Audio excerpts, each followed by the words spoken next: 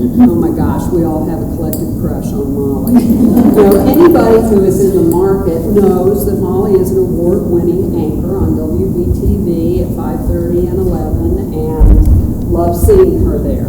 If you've been in the community for very long, you also know she's an advocate fighting cancer, and that Molly's Kids is just absolutely dear to her heart. You might know something about her on Facebook. You might have seen her TED Talk last year, which is something we've been celebrating, because for the TED Talk she gave last year, she stepped out and talked about being real a little more than we have ever seen from an anchor in quite this way.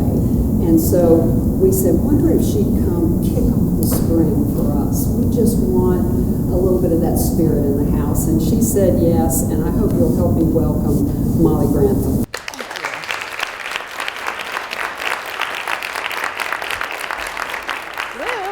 That was so nice. You know who doesn't have a crush on me is my husband this morning when I left him with 2 kids and said bye.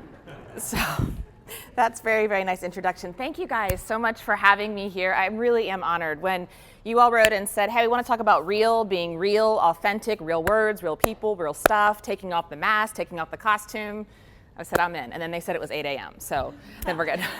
But I am thrilled to be here. My name is Molly Grantham. I work at WBTV News, which for most of you who don't know is like right around the bend here in West Charlotte. And we are the oldest station on the East Coast that has been in broadcast 70 years this year.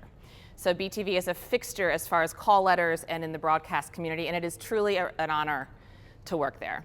I started my career, I went to Chapel Hill, grew up in Pennsylvania, went to Chapel Hill, and then always wanted to be a reporter. Ever since the day I was like 10 or 11 years old. But I wanted to be a newspaper reporter. And when I was interning, my first internship in college was at a TV station in Raleigh-Durham, WTVD, and I walked in on the first day, and I was in the newspaper track, Daily Tar Heel, the whole bit, and walked in and like within an instant realized I liked pictures and videos with my words. And I love to write. That's why I was into reporting, telling stories, researching. But the second I could see a video or one picture that could take sometimes 5 paragraphs to describe, it fit with me better. And from that moment, I switched into television, and as the rest they say, I guess, is history. So I ended up after college getting a really lucky break, and I was associate producing a high school football show and being a gopher girl at TVD. That wasn't the lucky break.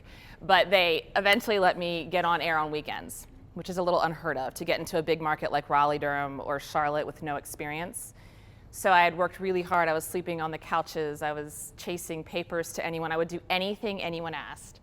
And they eventually offered me a weekend reporting job. And from there I made a VHS tape, because we're talking about the early 2000s, and sent that all over the country, 80 some copies, and had like 3 return emails, and eventually went to Lexington, Kentucky, of which I've never been in the state of Kentucky in my life, and I didn't care because I was going to be a reporter.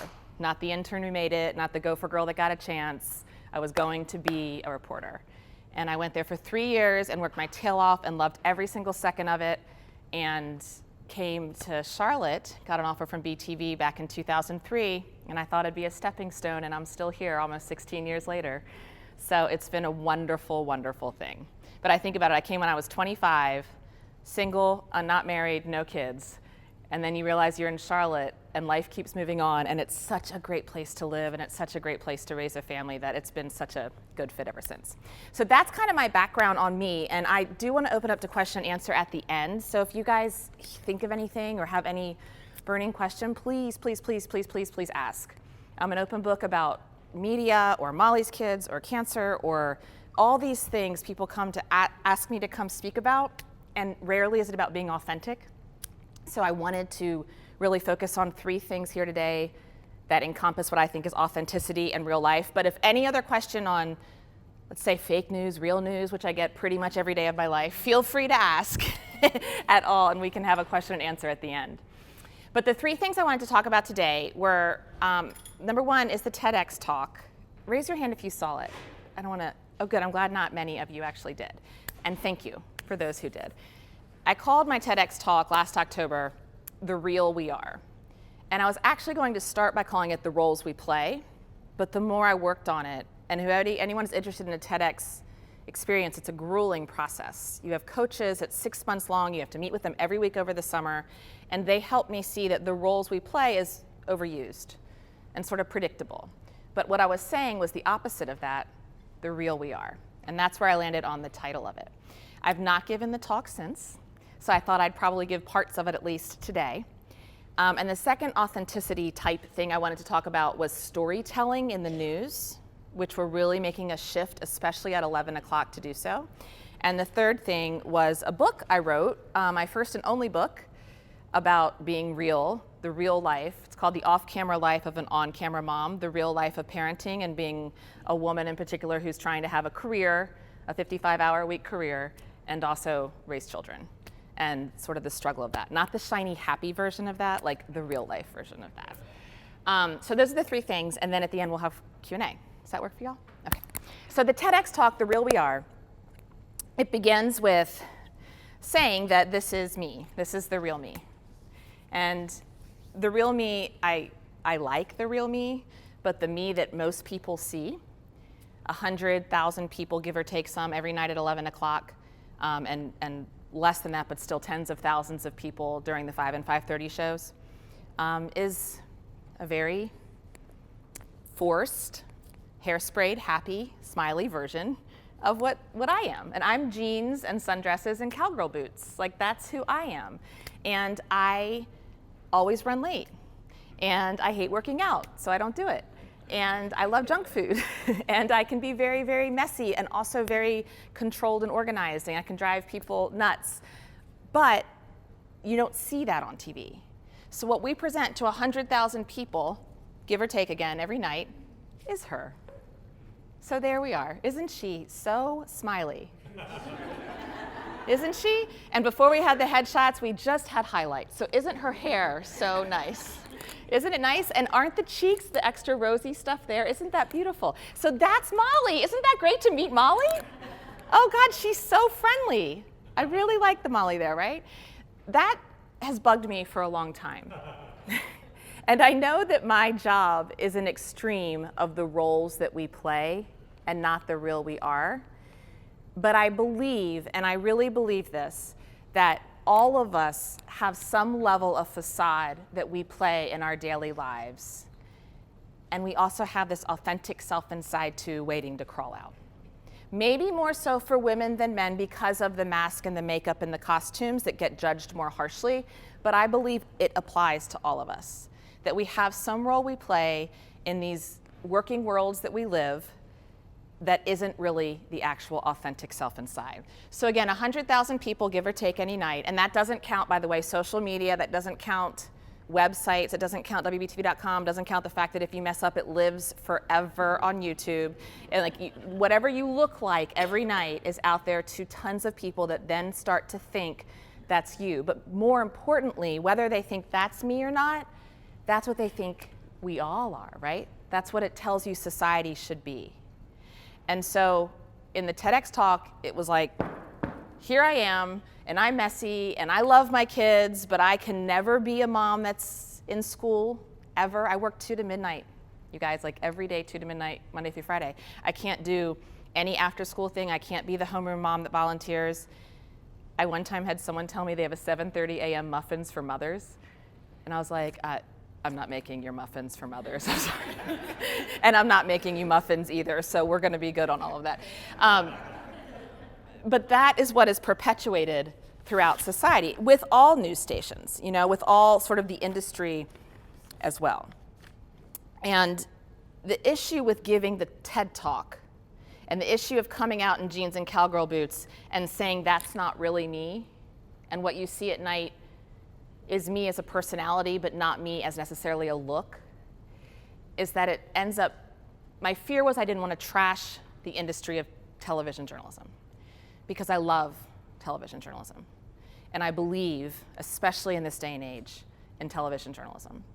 And I'm really proud of my job, and I've worked hard for my job, and I didn't want to come out on a stage in a big public setting that could be shared forever and ever appear to trash an industry that I believe in and I love. I was embedded in a National Guard unit in 2003 when we first bombed Baghdad. I felt like that was really important. I'm proud of that. I was embedded in CMPD's gang unit when they first started it in 2007, and WBTV, along with the reporting we did, really helped uncover a gang issue in Charlotte. I'm proud of that. I'm proud of helping change state law for CBD oils a few years ago, which even now more than ever is something people are talking about, and helping sick kids. I'm really proud of that. And I love, okay, I don't like politics, I'll say it. I think politics make me crazy, the swirliness of politics, but I loved covering the DNC in 2012, and I can't wait to cover the RNC in 2020. I mean, that's exciting. That's really fun for Charlotte, and it's fun to be a part of that. And every year, election night, November, I help lead that show at 11, and I think that's great. I believe in television journalism. But I think the image we give off has a lot to be desired. And it is high time this industry that I love starts pulling back the curtain on what reality is. I multitask at a crazy level. Tell me if any of you guys relate to this. I multitask at a crazy level. This is where people normally this is not it, I got a whole list of stuff, just not multitasking.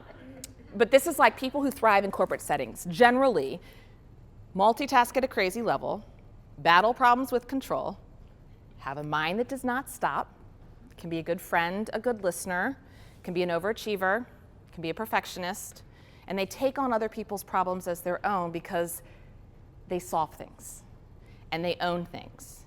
And especially for women, sometimes you still, on top of all that, like to be liked, but can be incredibly authoritative, right?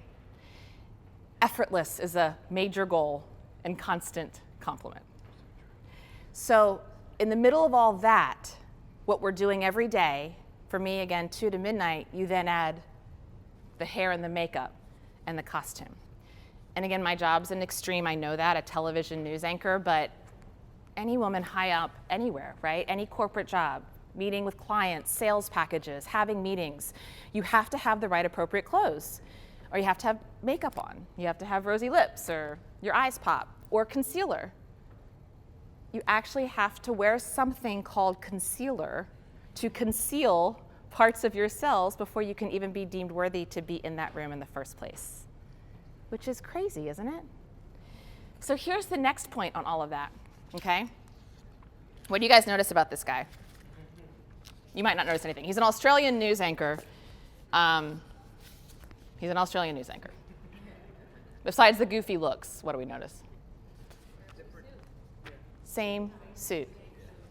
This guy wore the same suit every day. Let me get out of the way so y'all over here can see it. Every day for a year. No one noticed. Nobody noticed that he had the same outfit on every single day for a year on the news in Australia. And he made a stink about it and did it to support his co-anchor because everybody judged her all the time. And this guy changed his ties. Whoop-de-doo. I would love to change like one thing but wear the same dress every day. But I would be vilified. If I wore the same dress 3 days in a row, I would be vilified. If you don't believe me, I can share my emails with you. They are hot sometimes. And I thought that was the best study to showcase and prove what I was saying, that no one noticed. He, in fact, told this Australian newspaper called The Age, he said, it's a cheap Burberry knockoff is what he called it, and he said, nobody gave a bleep because I'm not a woman. So they were listening more to my words and not what I look like, which I thought was really powerful. I have a friend, before I did the TED Talk, I polled a bunch of women in different jobs to make sure I wasn't nuts and it wasn't just me in my industry. And I wasn't, they all said the same thing. But one of my friends, Susan, who's a consultant and she traveled a lot, she said when I had younger kids, and this is a true story and I thought this was so funny, but so believable. She said when I had younger kids, I had one outfit I wore because it was really pretty. It was flattering, it was easy, it was not disruptive to a room. It was like a basic dress, but it made me feel good. It made everybody in the room comfortable. So therefore, I wore this outfit, and I had 2 young kids, and I didn't have time to think about it. So I wore this outfit every single day because I saw new people every day. And she's like, and it didn't even faze me that that's what I was doing, was making sure that I could make everyone else comfortable and wear the same damn dress every single day to make everybody feel fine. Isn't that crazy? And it is so believable to me. The question then is begged is, why aren't we showing real life? Why aren't we showing real life Molly?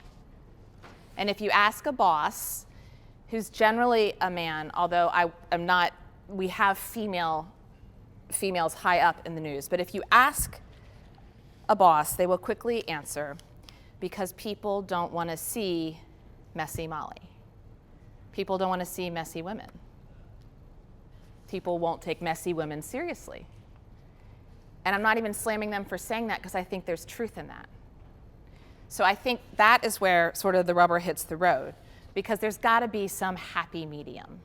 In my mind, especially when I live it every day, not him, her, there has to be some happy medium, some better representation, I think, of the real that we are, because we can't walk into a meeting with Cheerios down our shirt or looking like we just rolled out of bed. I don't think anybody wants to do that.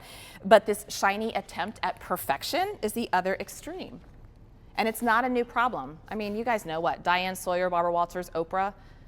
This is not a new problem. They were all cutting edge women that decades ago broke this mold by being on TV in the first place. And they are great journalists. They're fantastic interviewers. They're wicked smart women who are extremely respected, but the discussion around them so often surrounded what?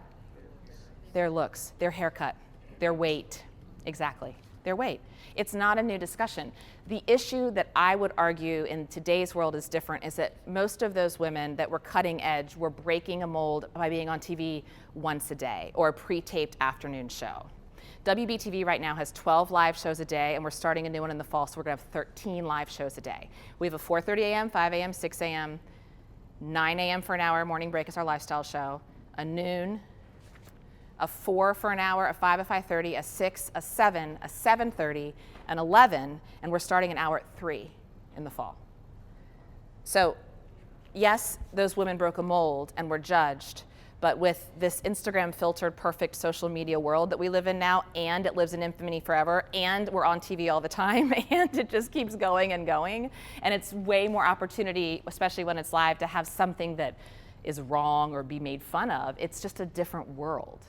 And it's even more important, I think, then to start being the real that we are. The last part of this is that I told a story in my TED Talk about a woman who gave me a piece of advice 20 years ago when I started in this business. And she was a woman that I respected, and she liked me. She was trying to help me. And she said it really low-voiced, like she was dropping some golden nugget of success on me, you know? And she said, "Molly, always be prepared to be on, because people will think your job is glamorous." And 2 decades, and 2 Emmys, and countless stories since, I can safely say I have learned that she's right. People will think the job is glamorous, but she is 1000% wrong to perpetuate that image, because it's not true.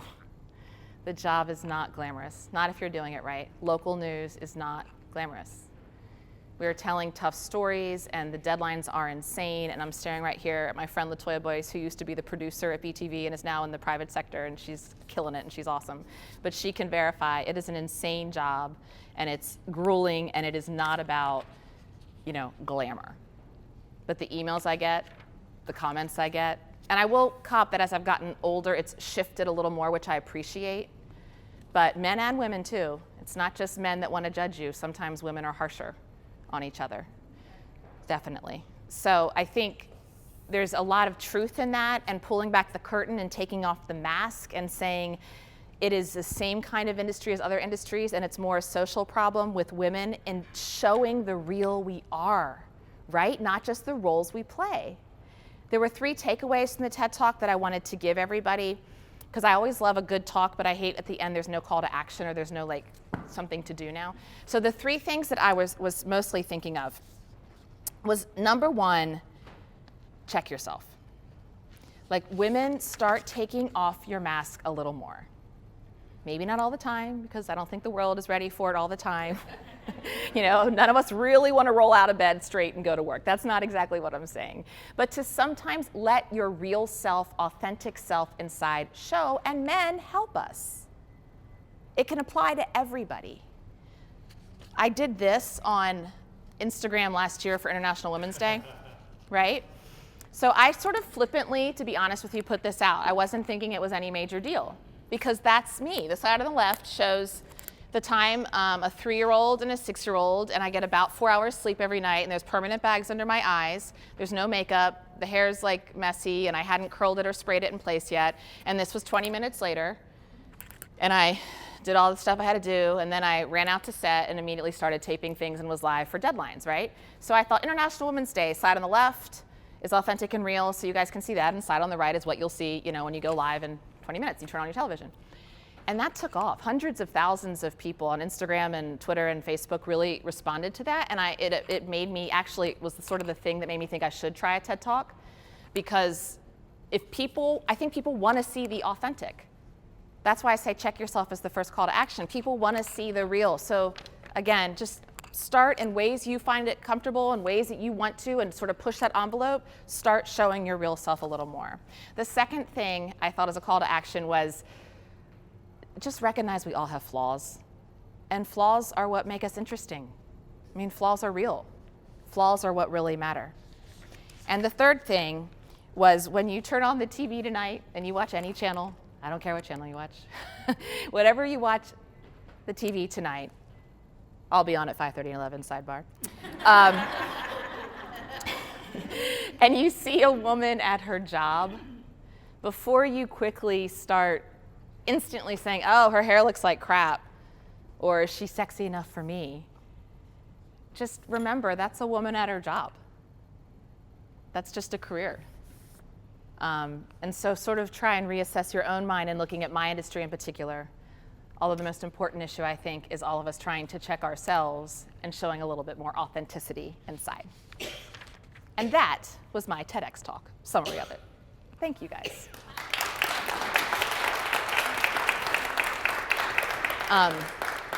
I'll leave this one up because I feel like that's actually a better reflection of real life.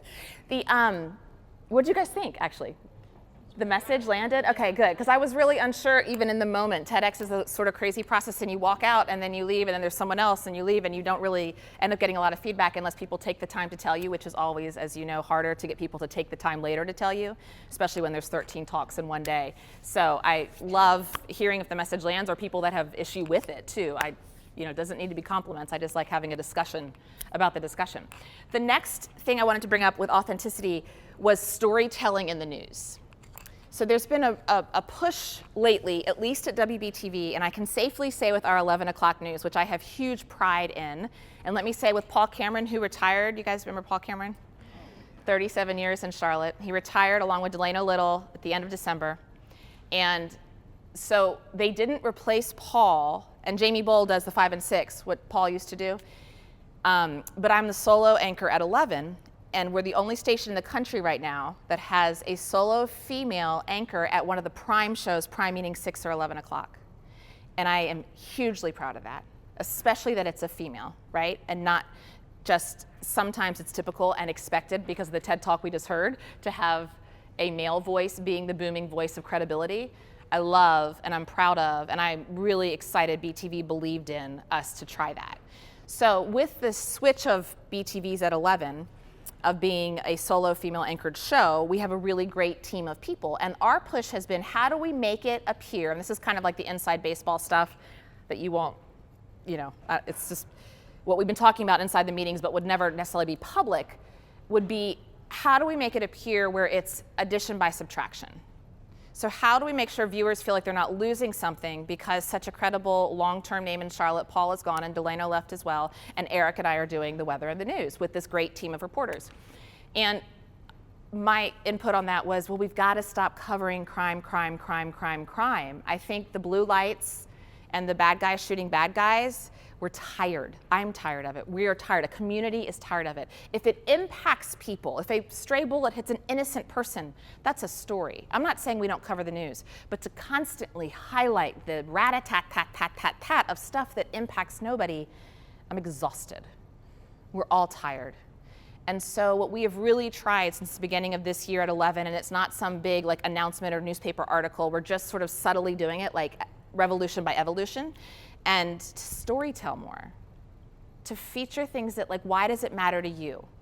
We have 24 counties watching. There's a lot of different yous out there. There's a lot of different communities we're trying to impact and speak to. But what is more universally interesting? What's something you're going to remember and wake up in the morning and go talk with your friends about at the water cooler? It's 11 o'clock at night. We're fighting people with remotes. We're fighting people who are trying to go to sleep. I don't feel like you want to see 7.5 minutes straight of crime that say victim, suspect, life-threatening shooting, fled on foot. The word choices in local news can be so frustrating. Of course you fled on foot. Like, how else did you flee? On foot. Latoya's laughing because I used to yell at the newsroom, stop saying suspect, stop saying victim. It's a woman, it's a man, it's a robber, it's a person with a gun, it's a child. Give us a name if you have it. And I think we're sick of that. And so we don't have audio on the next clip. It's just a minute-long video that I pulled from a show last week, but I think that you can still sense, I know it's gonna look funny, we're all staring at a video that has literally no audio and you're gonna see our lips moving, but that this is the lead story for the show. This is the most important thing we thought you needed to know at 11 o'clock last week. Good evening and welcome. I'm Molly Grantham. We can all take things for granted, whether we mean to or not. And sometimes we don't appreciate what we have until it's taken away. Such is the case for Robert Beard, who works for the Statesville Police Department. 7 months ago, 95% of his tongue had to be removed because of cancer. But the even more outrageous thing in this case is how doctors created a new one for him with the brilliance of medical technology. He sat down with our Alex Giles tonight. And Alex, I'd normally say you spoke with Robert. Is Robert able to speak? He can speak, yes, but it can be challenging to actually hear him and understand him sometimes. And if you get to know him just for a little bit, you'll realize that nothing, not even cancer, is going to stop him from carrying on a conversation. Robert Beard is the police technology specialist here at the Statesville PD. Friends and colleagues will tell you he has the gift of gab, but the last couple of years, cancer has tried to steal that gift. My job requires me to do a lot of communication, and I'm in a communications department. So you get the point, right? That's our lead story. And not every night do you hit it, and if there is breaking news where something's happening we need to know, we're going to cover it. You might, if you watch tonight at 11, I'll say all this and you watch, and we're going to have like blue lights as our first shot. And you'll see it and say, she lied. But this is what we're trying to do more. Storytell, storytell, storytell. And if you guys do nothing else today, I would love it if you would try and go out in the community and talk a little bit more about how at least one station in this town and one show, we're trying to tell you stories that matter to you because we have a huge platform, and why wouldn't we be doing that? You know, we've got a lot of big stuff happening in Charlotte, tons of awesome things. Let's storytell about it. Make it about people, real words, real people. That was the second thing, how authenticity, I think we're making a push in small ways, but I kind of think they're huge leaps and bounds to push authenticity into the news coverage. And the last thing about authenticity was about this book I wrote, and it's called The Off-Camera Life of an On-Camera Mom. And I do have some, but I'm not here to hawk it. Like, you guys don't have to get a book. I'm not here to sell a book, although I have some if you want some. But I wrote this because it's the authenticity side of motherhood and parenting. Everyone said it's going to be the most amazing thing in the entire world. And I love my two kids, and they are the most amazing thing in the entire world. I had the second baby, Hutch. Parker's the girl, she's now 7. Hutch is now 4. I thought I was going to die. I missed myself so much on maternity leave.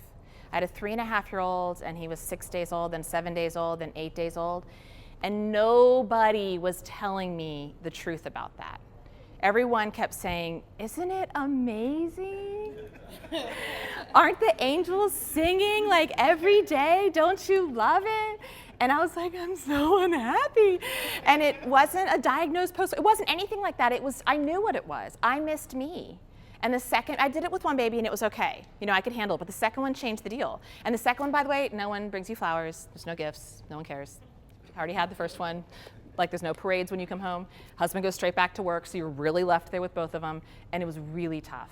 And so it was day 6, I showered that day. And I thought that was like a huge victory. And so I got on Facebook because you feel very trapped too, right? You can't get out of the house with 2 babies like that. Like, that was just, that'd be futile. So you're trapped all day. And I got on Facebook and I wrote, showered today, small victory, and then I put it down. And I didn't think about it. And when I went back to it a couple hours later, you guys had responded. The response was huge. You got it. Men and women got it. Like, oh, wow, yes, that is a small victory. And it isn't about winning awards on maternity leave, and it isn't about editorial meetings, and it isn't about writing a script for a show or covering the news or finding out CBD oil laws. Like, it's truly about showering.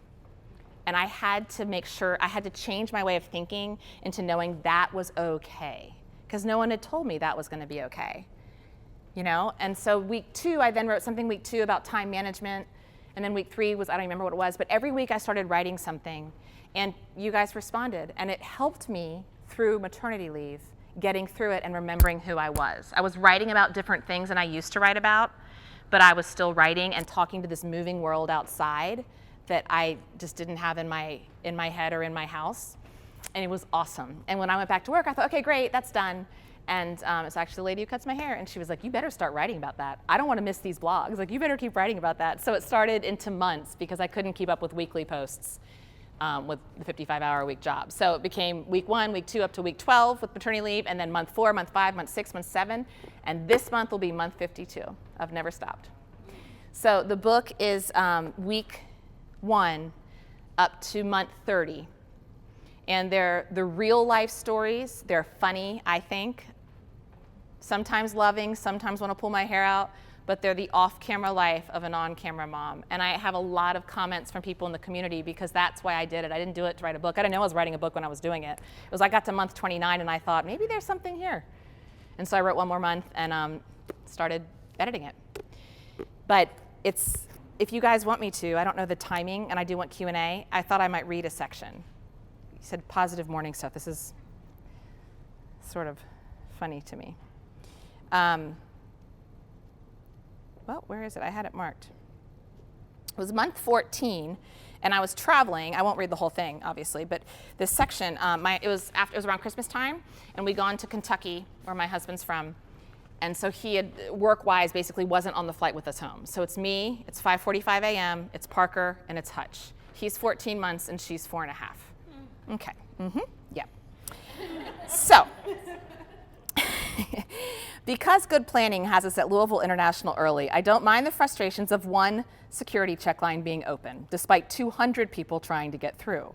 I remain calm over the extra holdup when my over-the-counter cough medicine, non-liquid, sets off all kinds of alarms. And the fact that I have laryngitis and can't talk in more than a whisper doesn't bug me. Instead, it becomes a game for Parker. Anything I whisper, she simply repeats out loud on my behalf. In fact, everyone gets a cute laugh when we finally head out of security and she says, "Thank you, TSA. Mommy says Merry Christmas." We stop at Starbucks and end up at gate A5, exactly 30 minutes before departure time. About 20 people are waiting as well. There's no sign saying Charlotte or an agent at the desk, but I whisper a question to someone sitting there. Parker asks them out loud, and they confirm they're on the same flight. 10 minutes later, common sense kicks in, and Parker helps me ask an airline employee if there's a gate change. There is. We're now at gate A19. The flight is boarding. Parker yells the update to the 20 people around us, and they all take off, running. It is then that Parker has to go potty. We spend 3 minutes in a toilet stall. She sings while sitting there, completely unbothered. Hutch tries to crawl out underneath the door. I'm counting seconds. Turns out it's false alarm. There's no pee. We book it to A19. It is probably good I can't talk because anything I'd say, like, why wouldn't you put up a sign about a gate change, wouldn't have been friendly. I'm stressed, but we board. We get seated. We even have a few minutes to spare. It's one of those flights where everyone is quietly settling in, shutting their eyes to relax on a short, early morning trip. It's still dark outside. Right at this moment, when I'm starting to go back to calm, Hutch decides it's time to play. He's in my lap, and I'm holding his sippy cup of milk and Parker's Starbucks hot chocolate, so I can't do much. Parker starts shoving pieces of her messy double chocolate muffin into his mouth, creating a flurried brown-looking disaster across our seats, but it keeps him from talking. I love her instinct. I whisper to keep it going. Soon we're out of muffin, the sippy cup is empty, and we're in line to take off. He lets out a good scream. People look at us. He lets out another, squiggling to get out of my lap. We are the people you hope you are not near. He won't stop shrieking because I won't let him down. As this tornado swirls around me, I become acutely aware I'm that mom. Dear God, I'm the mom I hate. The mom I used to roll my eyes over at her lack of controllable children.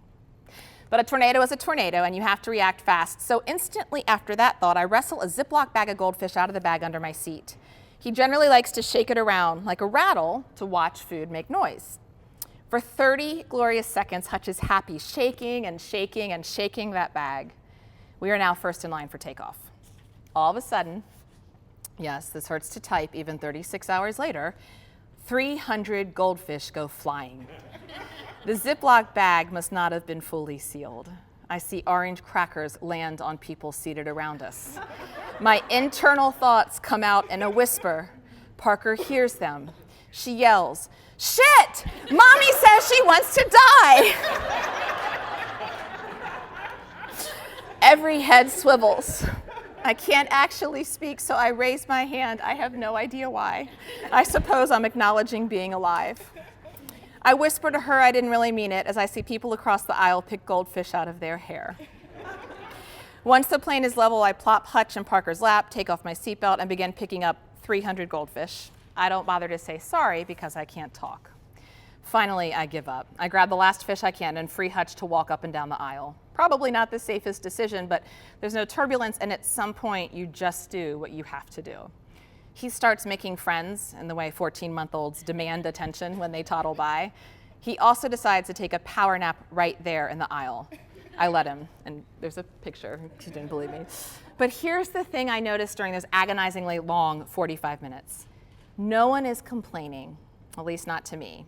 No one's making me feel like they hate my kids.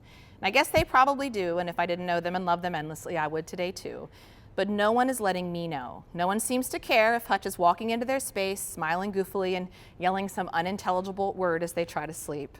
Not one of the 3 passengers who had to step over him napping as they made their way to the lavatory caught my eye and said a word about the obstacle in the aisle. Maybe the highest standard of humanity happened to be booked on that flight. Maybe there was extra empathy because Hutch had on a Kuechly jersey and it was a plane full of Panthers fans. Maybe the holiday spirit created extra tolerance. Or maybe they just knew. They'd been there. So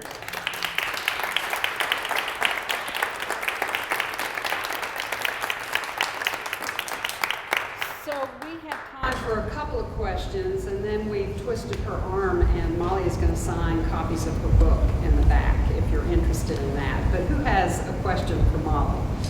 I do. yes. I'm curious, why the TED Talk now? What was it that prompted you?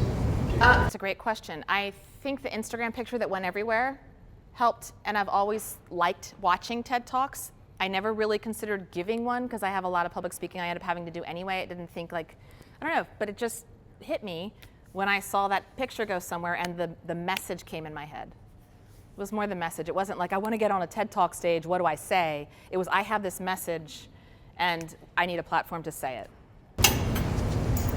Yes. You're obviously wildly successful, but if you could go back in time and tell yourself as a young lady one thing, what would that be? It's a great question too. I think just believe in yourself. I knew I wanted to be a television reporter. I didn't even care about anchoring. I wanted to be a television reporter. And you get told no a lot, right? But I just knew I wanted to do it. And I never stopped. Because I knew that's what I wanted to do, I never stopped. And didn't get married till later and had kids later, and all of that works out fine, right? Like if you're doing what you want to do, life will work itself out. And I'm glad that that was the path it took. Yes. I'm one of those people that doesn't stand to watch the 11 o'clock news or I flip through, mostly because of the blue lights, right? Because I really don't want to see that. Why doesn't WB or the other stations advertise if you guys are changing or are trying to change that? Why isn't that more? So we have a new image spot for the 11 that was supposed to be done 4 weeks ago. Hopefully you'll see it next week. So we will have some promotion for the 11, but it doesn't say, you don't want blue lights, we're giving you stories. It's a more subtle thing. And I think with the changes, when Paul and Delano leave, that's 67 years of experience that walk out because Delano had been there 30 years. I mean, you kind of got to see how things go, and sometimes saying, this was it, and now today it's all new, and hitting people over the head with that doesn't always work. I'm happy with our sort of subtle revolution by evolution, and I will be anxious to see. Now, I will say the ratings in February were 25% up. So I think my thought is that people can kind of get it as you get it and realize they like it, even if they don't know exactly why. I consider that a really good success. Yeah. And a more authentic actual success. Molly, with your success, are you considering evolving to the more authentic in front of camera? What does that mean? Oh, my whole talk? Everything. I thought people always say, do you want to go to New York or go to 60 Minutes? And I'm like, no, I'm happy in Charlotte. Yes, I will say I do. I mean, any social media, I have about 100,000 followers on Facebook, and if you add them all together, about 130,000 followers, which I am often without makeup and often just running around. And that's where the book, the real life stories, birthed out of. So I would like to do it less on TV, but that doesn't always become my call, right? Like that would have to be something where, I think if you have a night or something, it's not a big deal, but if every single day I was trying to look less, that would have to be a decision approved above me, good or bad. You're getting more and more chutzpah. I'm trying. I promise on social media and Facebook, which has a lot of reach, it's very real. I hid in our treehouse of the backyard one day because I had to get away from my kids, and I was in pajamas and no makeup and like half crying, and I was going live, and I was like, I just had to hide from them. There's nowhere to go in the house. They can't find me, and I'm in their treehouse right now. And it was like, people got it. Yes. I have 3 small children. My oldest is 3. So I actually just did from them like yesterday. Right. Behind the door. Right. Right. So I appreciate everything you say, and thank you so much for sharing that, because it's a message that so many women and moms of young children just need to hear, that it's not this facade all the time. But given this age, really of social media and the millennials, like I don't watch the news, but my parents, oh my God, every single episode, the news are on. So how do you see the news changing to really adapt to? I think it'll be digital. I don't think TV's going anywhere. I think newspapers are, and they have been for a long time, sadly. I don't think TV, I think there's still magic in TV, especially with video, but so much of it is digital. And so we will break stories on Twitter first with a link to WBTV.com to get to the story.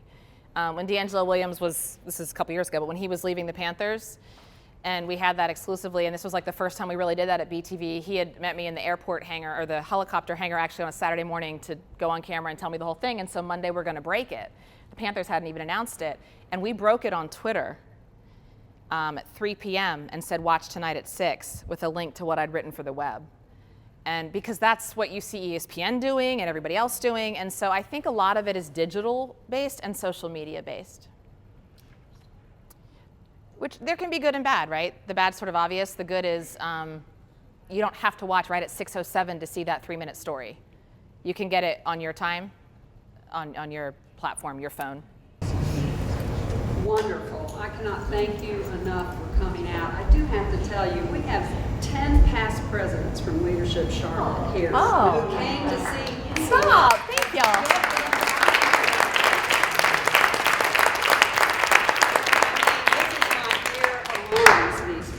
So it's an extraordinary thing to have you all here. I just love it. This is so much fun, this size group and talking intimately. Thank you all so much for being so kind. Truly, it's awesome. Well, hang, and please, if you have a moment, say hi to Molly, pick up her book, and help me thank her once again.